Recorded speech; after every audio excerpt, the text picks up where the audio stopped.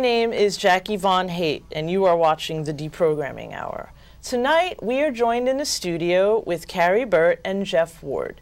We know them from the Vomit Cabaret that John hosts at the back fence every Sunday, and we love their music, and we're happy to have them on the show. And now, here's Carey Burtt. I'm Carey. I make films and write songs. This song is called It's Not Working.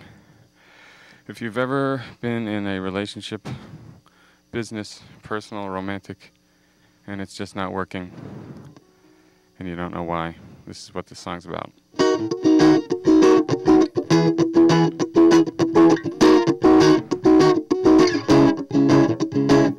It's not working, I don't know why. It's not working, can't bother to try. Time to move on to something that works. Got to stop being attracted to jerks. I don't get mad, that must get to you. You thought I was someone who'd yell at you, so you could play victim and I would abuse, so people would love you and you could refuse to give them what they needed most out of you. Deny them their oxygen, deny them their food. It's not working, I don't know why. It's not working, so fuck off and die. Fuck off and die. Fuck off and die.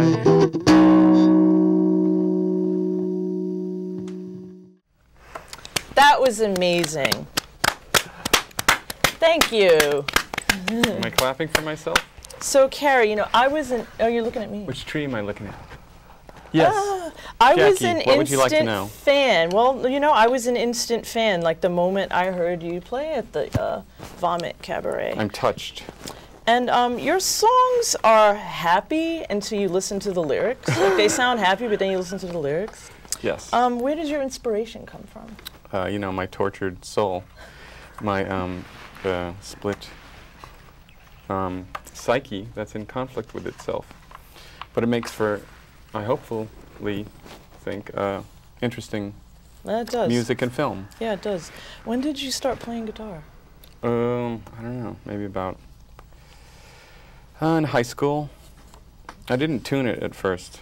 My friend and I would sit in the dark and put and just sort of improvise with detuned guitars into one tape recorder that would record it and then be a long loop into another tape recorder. Yeah, I don't know anything about music, so. It was experimental, groovy, and there is no wrong answer type of So high music. school. Yeah. So you also make films. Mm-hmm. And I've seen some of them. And my favorite is Psychotic Odyssey, about serial killer Richard Chase. Right. Because I like serial killers. Mm-hmm. And I played a one called Death of Sex for some friends, and it made them sick. Oh, good. Did you like that? Does that make you happy that it made them sick? Yeah. Healthy people get sick. How would you describe your movies? Dark comedies. You know, I like to put people in a position where they don't know whether they should be laughing or, you know, upset.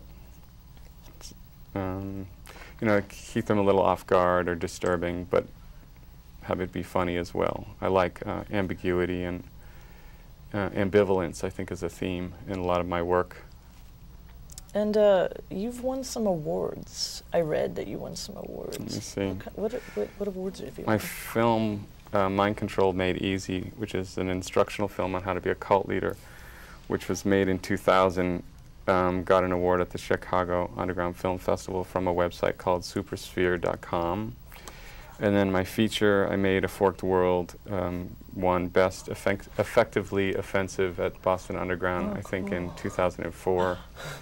And can't remember the other ones. Yeah. Most of them are short. That's a longer one? I read, but I didn't see it. Forked World is the feature, yeah. It's about 80 minutes. And the other ones are around, you know, either like Psychotic Odyssey is 6 minutes and Death of Sex is 6 minutes. And the longest one is, you know, it's like from 6 to 10 minutes. Yeah, I didn't want the Psychotic Odyssey to end every time. I'm like, damn it, it's over.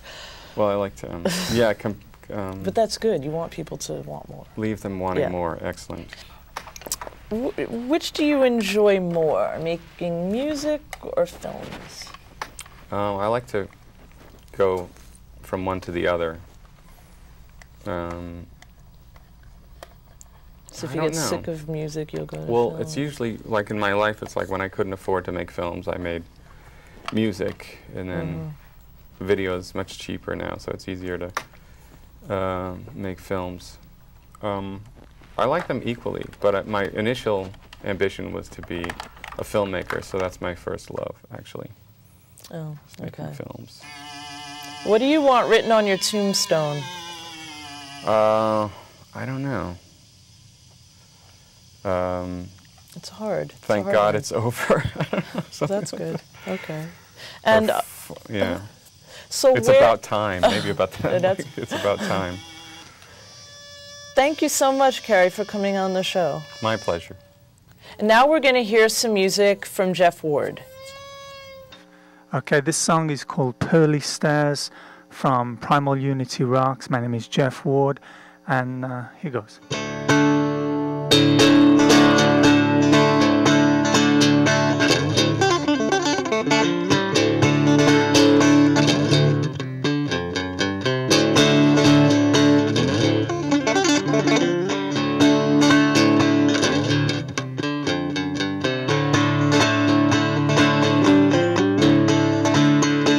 Life's a cruel and tortured thing.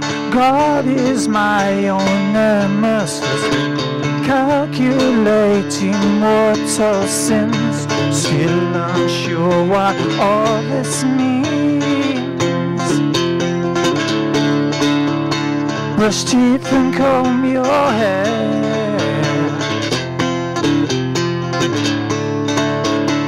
walk up the pearly stairs.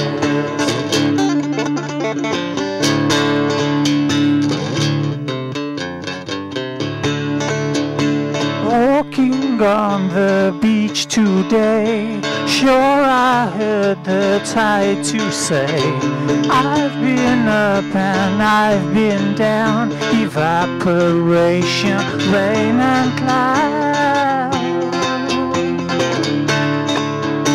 Brush teeth and comb your hair, walk up the pearly stairs.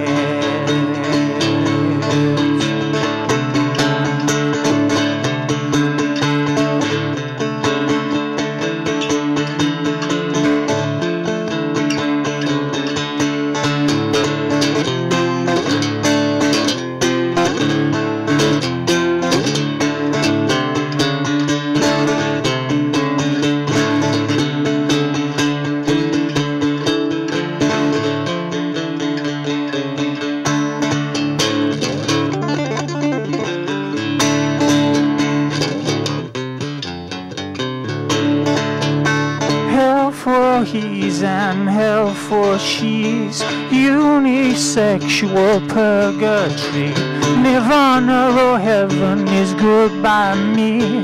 Guess I'll have to wait and see. Brush teeth and comb your hair,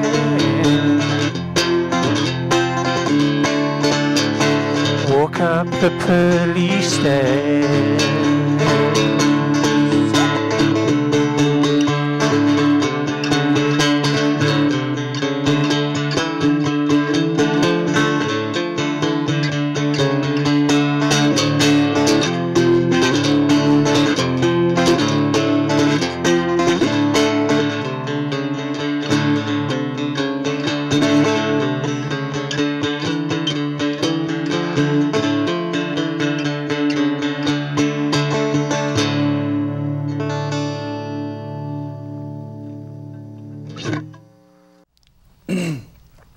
Beautiful, Jeff. Thank you. I've been a fan of your music since, I believe, 2000, when we met. Yes, I've always been a big fan of a couple incarnations of your band, like your solo stuff a lot. My first question, I wanted to get right to this. I was surprised to read in your bio that when you're not doing music, you are framing innocent people for the Connecticut police. How did you find out? It didn't make any sense to me. I had to... Because, you know, the Connecticut Mafia, if they find out, they torture you with candles they made themselves. I've been through it. Beeswax. They waterboarded me. Jesus. With did they use Evian? Jeff, I don't think they spent much money on their torture. I think it was just plain old Connecticut tap water. Yes. I'm sure it was all organic and everything. Let's move on. You have a new book out. I do. Parasite. Can I read the subtitle here? Yep. Joyous Flashbacks Amidst a Crystal Meth Nightmare. Parasite by Jeff Ward. Jeff arrives in New York City seeking adventure and a fresh start in the land of the free. And Jeff, take it from here. Tell us a little bit about your book. You zooming in? Parasite. Well, it was published last year, but I wrote most of it when I was about 26, which is about 15 years ago, I think. When I first arrived in New York, I had the idea that I was kind of done with music over there for a while. I was burned out, and I wanted to write a novel. So just doing a journal day to day, and I just was kind of doing what most people do when they come to New York, you know, just working off your instincts and getting into trouble. And I got involved with a girl who was into crystal meth, and you know, it seemed like a lot of fun because I generally didn't say no to drugs or drink or anything at that time. And you do now? Not really. I just don't go looking for it as much. I generally say yes when I'm off it, to be truthful. But at that time, I definitely said yes. So when I was asked if I wanted to try crystal meth and just go where it went, it seemed, you know, just part of the way I was then, and it added up to, you know, like a story in itself. I was kind of searching for a story because I think a lot of the best stories are written in like a crisis situation, and drugs are probably the best fuel for, you know, like a crisis situation to arise. So the book is kind of autobiographical, but I think of it more as myself as a fly on the wall, observing the other people around me who were doing crystal meth, and specifically the one girl I was involved with at that time, and her downward spiral and the people she pulled down with herself, including me. Although I wasn't really brought down too much by it, I was kind of just reveling in that chapter of life, which I had a feeling was going to, you know, just be a segue into my life in America, which kind of it was. I'm here 15 years later.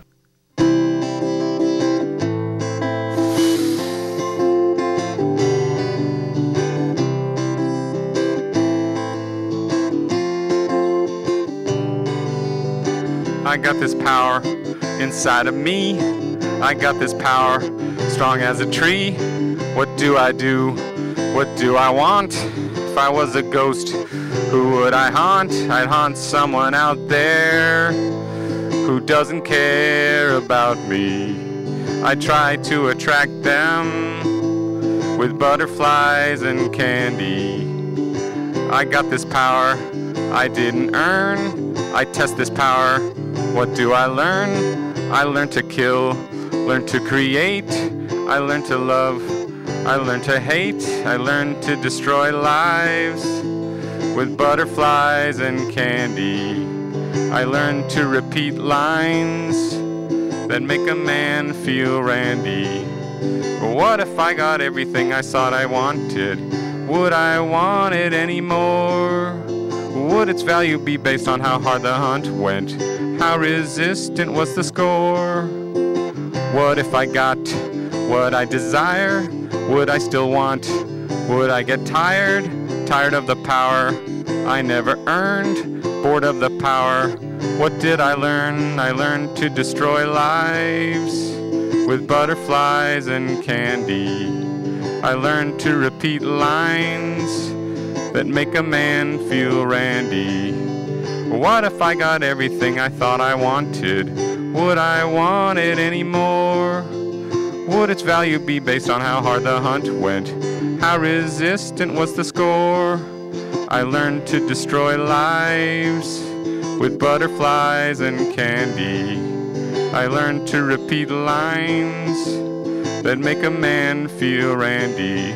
Then run away, then run away, then run away.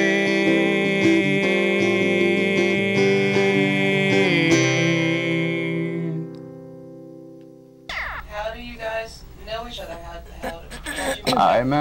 I met Jeff. He's been friends with my girlfriend Shaolin for maybe 5-10 years before we met. We met through her, probably at Mars Bar in 2000. Yeah, something like that. It was a day before 9/11, or 2 days, I think, because you gave me a cigarette, and I remember smoking it, my first cigarette in years, while I was watching buildings fall. Okay. Yeah, I didn't mean cigarette. Yep, so I met you in 2000 exactly, and I've been following his band around New York, and a fan ever since, and a friend.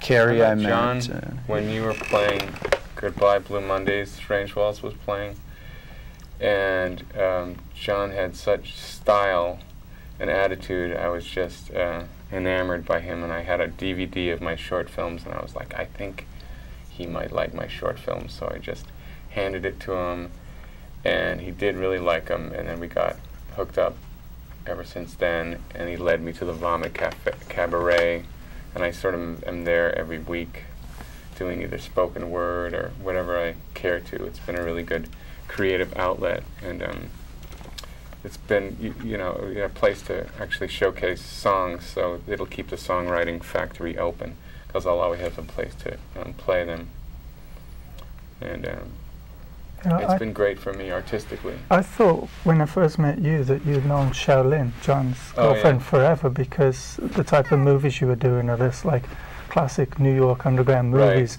Right. They're transgressive. I thought you'd be in the transgressive style. Like, yeah. And he was in a book with the guy you're talking about, actually, the Jack Sargent book. So he was in that scene. So it's really surprising that Shaolin didn't know from being in that. I was sort of a latecomer. Because Shaolin wasn't in that same. I kind of was not functional enough to actually participate. You weren't really going out and promoting yourself at the time, just psychologically. Right. And at that point, the school I went to had just ruined my ambitions or any confidence that I could even make a decent film. So I was basically doing Carey's Problem, but it was the same sort of transgressive, shocking stuff, like songs about incest and car crashes and the classic kind of transgressive stuff inspired by John Waters' book Shock Value, and songs about serial killers, that whole thing. But I only started making transgressive films like in the 90s, when I actually had the resources to do it.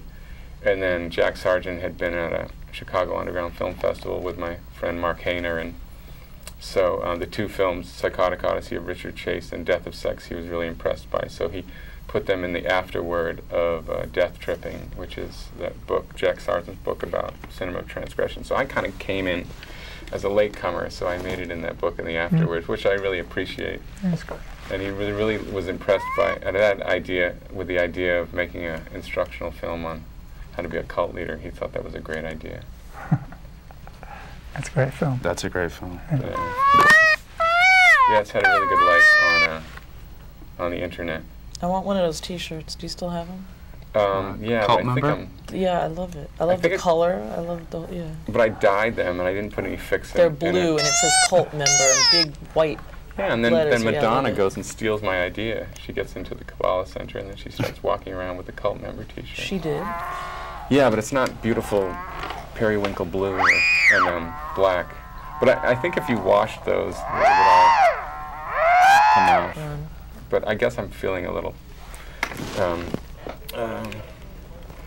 do you have like a they're my favorite children. cult leader? I mean, there's been a few. Well, you know who that I would rather not talk about because they're so litigious. I'd rather not even talk about that organization. All right. Because I'm already paranoid for one. That's kind of what's inspired the movie, is that I'm kind of paranoid. Did you talk about your new movie? Well, it's like I was afraid of groups to begin with. I just think, you know, the more people get together, the IQs drop, and then sort of the worst case scenario of people getting together is like a cult. So I usually make films about what I'm most afraid of. So, yeah, I'd rather not talk about that organization, but there's plenty of people. Do you have a second favorite? I don't know, Jim Jones comes to mind. I like him. Yeah. He's just so sad in a sense because he started off so decent, anti-segregationist in the South, and then it all went wrong, you know, because of crystal meth or whatever methadone he was taking. Did you know he wrote a song called Jonestown Love Song? Yeah, and it's basically about that, how when the cult members got to Jonestown, it is a love song. It was actually a great place. They were actually, and it sort of mirrors his journey, where he started with these sincere, socially conscious efforts, you know, to bring some justice, you know, definitely about to end segregation and so forth. But from my understanding is that he could not keep his church together until he got tutored in the ways of a cult leader, and it was almost like he was more successful by using these, you know, dangerous tactics and so forth, and then, you know, besides the drugs and all. But apparently Jonestown was a working and thriving and nice place to be, and then Jones showed up and it went to hell, and everyone knows how that ended. I also like the Hail Bop people. Heaven's Gate is a fascinating group as well. But they actually had those videotapes too. And I like the Waco tapes. Those are great. Waco? Yeah. I haven't seen them. You mean the David Koresh? Or? Yeah, well, the movie Rules of Engagement, where it goes after the way that they, you know, killed women and children, whatever, their government. Right. But I think the government the whole movies of the people just talking just seem like so innocent. Yeah. But, you know, not my type of people, but kind of innocent. Right. It's a real tragedy. Yeah, and I don't think the government really knew the mindset of the people in there, and that they I think thought that if we show loud noises and we show, you know, overwhelming force, they'll say like, oh well, you know, we should just give up. Yeah. But all it did is confirm their already paranoid view and the us against them. It already confirmed that the outside world is hostile.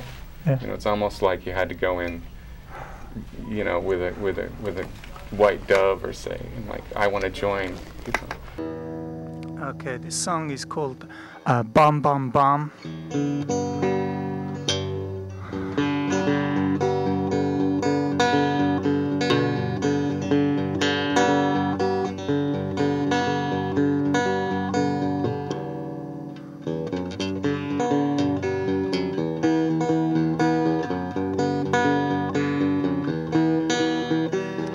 Near the end of the day, I think of the events that have made my heart sink, such as that guy on the radio, all safe and sound in his studio, promoting war, although he'll never go. It's such a drag when you love the flag and don't know why it makes you cry. Don't know why it makes you cry. I go to work, I'm an honest man. I come home smoking, I'm a criminal. Play with the kids and I'm Uncle Jeff. I'm from a family that has right and left. It's such a drag when you love the flag and don't know why it makes you cry. Don't know why it makes you cry.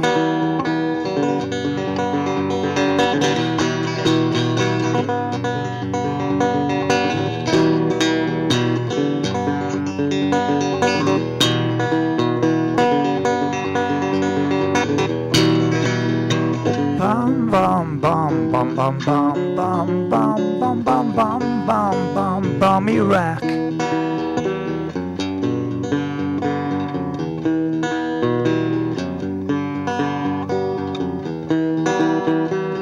Near the end of the day I think of the events that have made my heart sink, such as that woman with her vicious mouth, who loves her country, of that there's no doubt. Kill or convert them is what she now shouts, and from the pulpit they are gathering votes. It's such a drag when you love the flag and don't know why it makes you cry. Don't know why it makes you cry. Bum bum bum bum bum bum bum bum bum bum bum bum bum bum bum bum Iraq, Afghanistan, Vietnam, and Japan.